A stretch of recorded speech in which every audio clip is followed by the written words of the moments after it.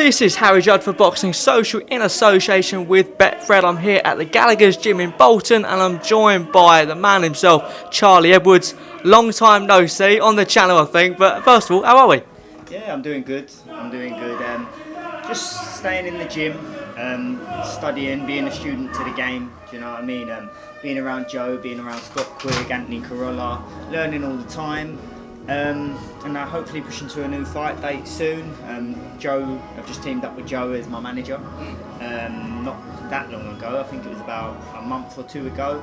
So yeah, he's working on things and we're trying to get a fight date locked in. So I'm here training away, living the athlete life as I always have done. But I'm all right.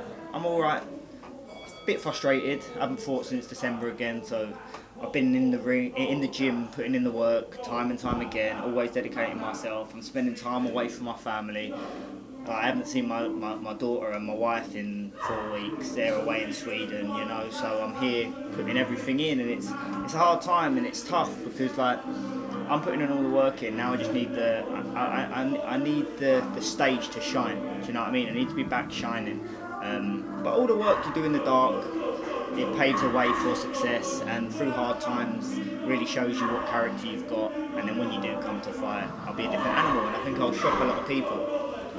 This is probably one of the most intense gyms I've seen. Joe's throwing every punch. You can hear him in the background with Natasha now, but what a great gym to be a part of.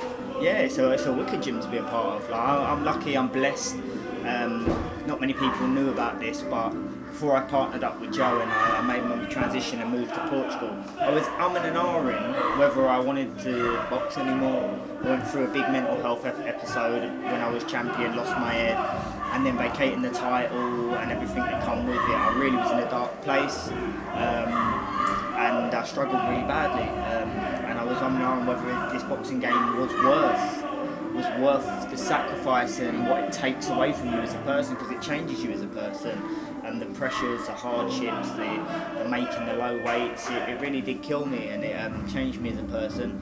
As I took a bit of time out and made my transition to Portugal, I was having a break, and I was having an ahhing whether I wanted it or not. It took 2 months of just like not being in a boxing gym. I train, I run, I lift weights and keep fit because it's in my daily kind of routine. But then me and Joe ended up getting chatting. I already thought about Joe before I left for Portugal, and I was thinking, I need to change. I need to change the trainer. I need to change the team. I need a new fresh setup. I need to get my confidence back and stuff. And then I never materialised because I never messaged him. I thought, no, I'm going to jump to Portugal, set my family life up and see what's what. And funnily enough, Joe reached out to me on social media. We've always been back and forward. I've always had a lot of respect for each other. And he was over in Portugal. We had a little chat and meet up, and he brought me back into boxing. Like really, he taught me round. He gave me my confidence back. He made me feel loved and wanted as a fighter, and it's the best decision I've made. So ever since I've walked through these doors, it's been the perfect gym. And I wish I would have been here. I wish I had picked here a long time ago, but everything happens for a reason, and you've got to be grateful for your journey, because I've got to thank every single trainer and every single person that has helped me throughout the years, because without them I wouldn't have become the world champion. So, but now I'm in a very good place, emotionally, physically, and most of all, mentally.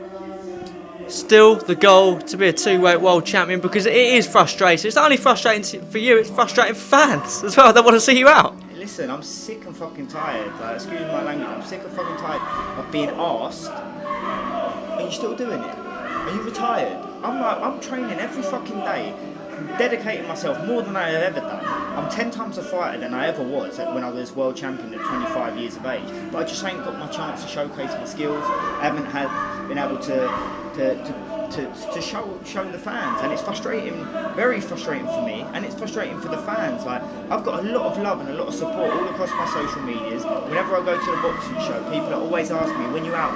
People want to see me out, so it's so frustrating. Like, and I need the ball to roll. You know, like I'm ranked in the top 5 in 3 of the governing bodies and in the top 8 in the other. So it's like I'm knocking on doors, you know. I'm ready to go for the world title shot, but it's hard because I'm a risk, you know. Like when I boxed Martinez, yeah, I was a weight drained, absolute ill as anything, yeah, and I should never have gotten that in the ring that day. I had to lose it the night before to the weigh-in. I had to lose 5 kilograms. And I made 8 stone, and I was already like drawn. You know what I mean? It fucking killed me.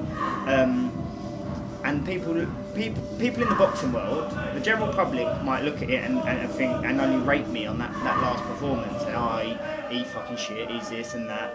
Although I won the first 2 rounds, which people forget, I was weight drained. I won the first 2 rounds, and on the 3rd round I got hit, caught in the body, and my body shut down. I took a knee, and then he hit me well after the bell, and that just shocked my body. Do you know what I mean? But I was winning the first 2 rounds, and at a weight where I am strong, bantamweight, when he comes up, because he's going to come up, I'll get my revenge. I'll get that legacy fight, and it'll be bittersweet in the end. But it's been a long journey, and I just want to be back out there, back fighting, back in big fights. But it's hard because I'm a risk now. Anyone in the boxing world, anyone could see me weighing. Any trainers, managers look at me on them scales. They know that weren't me. So when that happened to me, it puts me in a position now where I've got my world rankings, but I don't offer the champions or offer people an easy fight, and I think they know that, so I'm not going to get voluntaried into it. What are you looking for at the moment? Is it just a fight in general, just to get back out there and get the ring going again? I want big fights. I want big, meaningful fights, you know? I want fights that are going to bring eyes to it. Like, I'm 29, do you know what I mean? I've already been a world champion, yeah? I want meaningful, big fights. I'm not really asked about the money, but the bigger the fight, the bigger the paycheck. Do you know what I mean? Like, I want to be in meaningful fights where it really gets my back up against the wall, and it really gets me like proper motivated and proper like I need to be at the best of the best of the best to be able to perform. My last fight, it was a warm-up fight to go into bigger fights, and it's just put another pause on my career. I had a fight against someone who's fought for the European title who just come up short. I knocked him out in 2 rounds, do you know what I mean? So it shows people, although it weren't on a big stage on TV, so not a lot of people get to see, it shows people that at bantamweight I'm a force to be reckoned with. I'm punching, I'm strong, my reactions are all there. So it kind of puts me in a sticky room, do you know what I mean, to get these big fights. So I'm risky. I'm a risky fighter. I won the world title being the underdog when someone gave me a voluntary shot. So when I go and get stuff, people know I can fight, people know I can box, people know I'm talented in the boxing world. So I'm in a catch-22 at the minute. Talk to me, obviously any updates you know about your brother's current situation? I don't know. There's talks of it being in October. I think they've made it pretty clear. I think Eddie said it in an interview at the Dalton Smith fight. So there's no updates. It's not signed, sealed and delivered. But yeah, he's looking like he's going to be fighting Martinez. So yeah.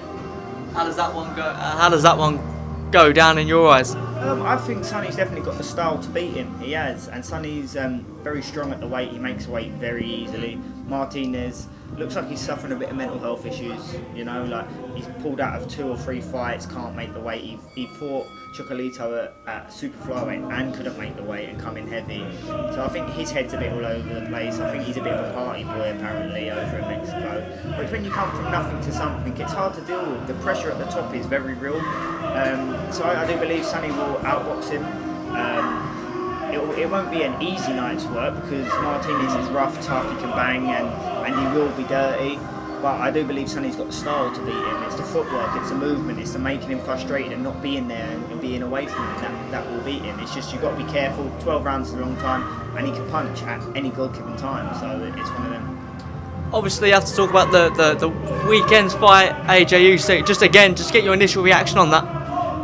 I was really impressed with AJ to be honest. I really was. Like he changed a lot, and he made it a lot closer. I believe Usyk was one step ahead of him all the time. I believe the scorecards. I believe it should have been wider to Usyk. But saying that, it was such a close fight, and when I say like it should have been wider, it doesn't mean Usyk absolutely outboxed AJ. It means I thought he was just one step ahead all the time and he was nicking the rounds, but it was a very close fight. Them body shots that he was throwing in was dangerous, and at any given time I was like sitting on edge thinking if one of them catch, Usyk could be put down because they were really hard. It was very, very, very well fought contest by AJ. Bit of a shame at the end, but in this game of boxing, like AJ's held himself together for all this time, He getting absolute disrespect from so many people. He was a hero and everyone's turned him to zero. It's frustration, it's probably a bit of concussion in the ring.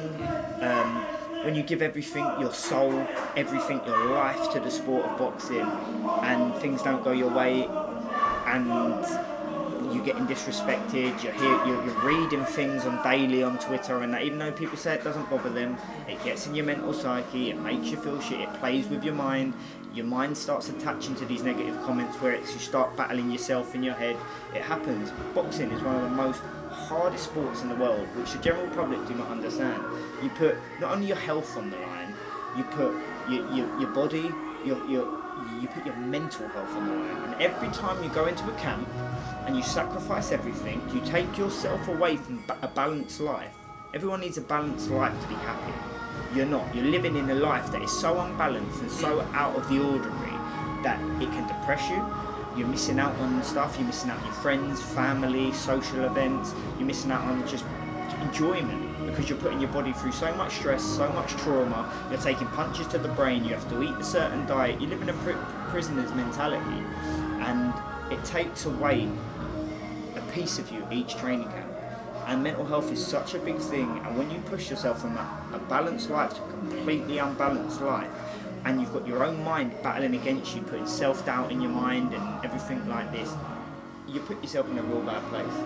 And I think that showed. AJ's been suffering a hell of a lot. I have been looking at him and just not seeing him quite there. Even in the pre-fight presser, this, that, and the other, he's there in body, but he's not there in soul. It feels he's a bit empty behind his eyes, and it's dangerous. It's a dangerous thing. Like, mental health so bad, and I think maybe that what AJ done, it wasn't the right thing to do, but for him it's probably helped because he's been able to just be real, release his emotions, and it might not have come across well, and it's probably the backlash of the media now are going to be even harder on him, which is really unfair because people are saying he's had a mask on and stuff. No, he's human. People lose it every weekend. A normal person can work all week, be stressed out, go out at the weekend, get pissed up and release. AJ can't do that. AJ's been on it, big fight, cameras, light, action, this person opinion, hearing his friends probably talk their opinion that he doesn't sit right with him and stuff, and it's such a mentally taxing game. And I just wish and hope that he has the right people around him, surround himself with the right people, and he looks after himself and tries to make himself happy. But it's hard when the pressure's on and you feel obliged. You feel this is my calling. I have to. I'm a winner. I'm this. I'm that. And the hardest person is the hardest thing is being how hard you are on yourself. And I know AJ on a level, and he will be beating himself up, and it puts you in a dark place. I've been there. How did you deal with it? What? I mean, it's all relative. I mean, people deal with things differently, don't they? But what was your method in surviving or helping yourself with those feelings? Well, I first started getting it when I was world champion, if I'm real with you. So I won the world title. Everything was flying, everything was mad, everyone wanted a piece of me and that, and I was in the media, in this, everything, and it was just like a boy who's come from a whole life of boxing, being in the gym, being away from social events, being away from all friends, being away this, and it just took me by storm. I weren't used to the attention, and it like took me by storm. And then I was back into the next training camp for my defence. And I was making 8 stone. I walk around at 9 stone 10 before training. Do you know what I mean? So it's like I was getting down to 8 stone, and to do it once, yeah, it was unhealthy, but I could do it. Do it the second time, it hurt me, and then the third time when I fought Martinez, it absolutely crucified me. And it's not only that, like I was supposed to be fighting in July, Martinez, and I was already in 5 weeks of solid training camp, putting everything in, diet, perfect, everything. I'd just gone through a big breakup with my ex, which really hurt me as well. That's a whole nother story, but it hurt me, yeah. And I lost my head a little bit. I was suffering, trying to battle with that. My mum's ill, as everyone knows. Only when I become world champion and realised the world title didn't bring me fulfilment or happiness that I thought it would. Everything come to the edge. All that journey of battling my mum and just putting my head into boxing and becoming a world champion, that was my like escape. When I become it, the grieving started. It all come into realisation with like, I've got this, I've been battling all this time for this, and it doesn't mean fucking nothing. I'm sitting in my apartment at the time, on my own. Alright, when I've won, everyone wants to be around me, but now I'm on my ones. Like, I'm single now. I weren't speaking to my dad at the time. My mum's ill. I was like a lost kid. And then I was supposed to fight in July against Martinez. It was 5 weeks in training camp, doing everything right. Then all of a sudden that fight weren't happening. I got told by Eddie, oh no, it's not happening now. Oh, okay. So I lost my head with everything going on, I had no focus. I was like, I need to go on holiday. I'll be burnt out and overtrained. So I booked a flight to Marbella, and the plan was for me was to train over there. That's how I went with the intention to it, mate. I was out there for 10 days. I was drinking all day and all night. I was out there pissing it up the wall thinking, I can't make this weight anymore. This is my last time as world champion, so I might as well just live it up. And my head went, the voices started creeping in. I was in a hotel on my own, feeling like a weirdo, like drinking. I had friends over there which I was going to meet in the day, but then I'll be going back all on my own, like cracking up in the room sort of thing, like all these thoughts, all this pressure, all this emotion coming in, mad thoughts. Like, I was laying there like in a ball, like near enough crying. Like, I had to ring one of my best friends, like my head was that gone, I didn't know what was going on. Then after that I got back from there and I was in a real dark place. Like, I'm talking like thinking people were going to get me, paranoid to fuck, thinking that people were taking pictures of me and hearing voices, and it was really bad. And I got back from there and got back into training, and then all of a sudden, at the time, Eddie just sprung the fight on me. 5 weeks, 6 weeks, it was 5 or 6 weeks. Actually the fight's now on the 31st of August. I was like, fuck, my head was battered. I'd just been away drinking and I lost my head. But I couldn't, at the time my trainer didn't really know, because I was battling it myself, I didn't want to speak it, and I got back and then I was already fucked at the weight. So as you can tell, being away for all that time and then having to make the weight in 5-6 weeks, it killed me even more. But I just stuck my head down, put my nut down and thought, I'm going to do it. And I knew 3 weeks before the fight, I knew I was done. I knew I was going to get beat. That's how mad it is. Like, I was that shot in my head. I was like, I'm going to get beat here. But even though I couldn't make the weight, even though I had to like sit in hot baths on a daily to keep my weight down, and even at the check weights, I was killing myself to make the check weights. I even had to cheat myself on the check weight, where I was sitting in baths at 5 o'clock in the morning and then go to the gym, then sweat it out. And I was making a check weight which was 3 pounds heavier than my actual championship weight. And then I would put weight back on, and it was just a complete mess up. I think you can see him, if anyone went back on my socials, everyone searched on YouTube, Charlie Edwards versus Martinez weigh-in. Go and look at it and go look how much of a state I am in that. Like, my eyes sunk, I look like a skeleton, I look ill as anything. And in my head I'm thinking, I'm getting beat here, but my pride, my ego, being champion, the pressures of it, the big show, Lomachenko versus Campbell, the big eyes on it, I just couldn't pull out. And more fool me, and I've learnt that mistake, and I will never let myself be that down and that bad where I can't call my own decisions. I was crying to be Paul, really. Like, when I looked at it, I looked awful, but I chose to go through with it.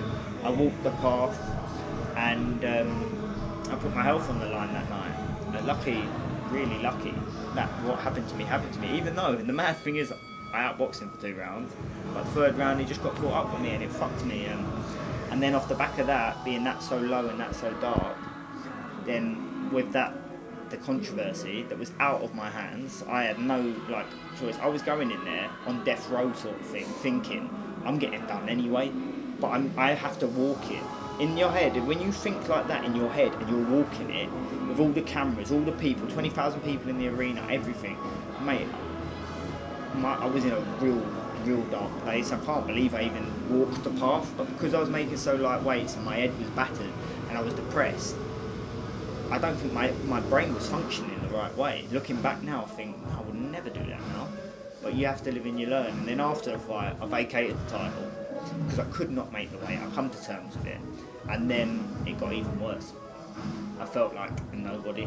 I felt like I'd let everyone down, let myself down. Because the hardest person you are is on yourself. And I knew how mentally bad I was. And really, did I prepare for the best me that night? Well, no, because my mental health was shot to bits and I was pissing it up 6-7 weeks before like an idiot. But I just couldn't control myself. And I can hold my hands up to that, and I've learned from it. And when I'm back on this next thing, when I win the world title again, mate, I'm going to be a different animal because I know how to deal with it. I'm a lot mentally stronger now. But after the fight, that's when it even went worse. I'm getting all these messages on social media, fake champion, this, that, the other, because I vacated. They don't know the path I walked. They don't know where I was at. And it killed me, and I started believing it. That's where my confidence went. I started reading, believing, and really like, I don't want to do this no more. I want to quit. Like, I'm not doing this no more. Like, because I believed everything I was reading, and it fucked me up mentally. And then after that fight, I was on the piss again. Hit the alcohol for like 3 weeks until I woke up and it hit me, and I looked at myself in the mirror and I was like, you need to fucking sort your life out. Start today. Sort your life out. And I flew to Marbella, back to Marbella, but this time I went on a training camp and started my training journey. And then I met my wife. She talked a lot of sense into me, and she's a godsend really, because she helped me battle it and she helped me battle through it, which I don't know where I would be if she hadn't been there. But I'm a big believer of the law of attraction, so someone come into my life when I really needed her the most, and she helped me massively. Then I went on to speak to psychiatrists. Then I made the move to Portugal. Still, I'm in an iron whether I wanted to box because of like the trauma that it put me through. Really put me through big trauma.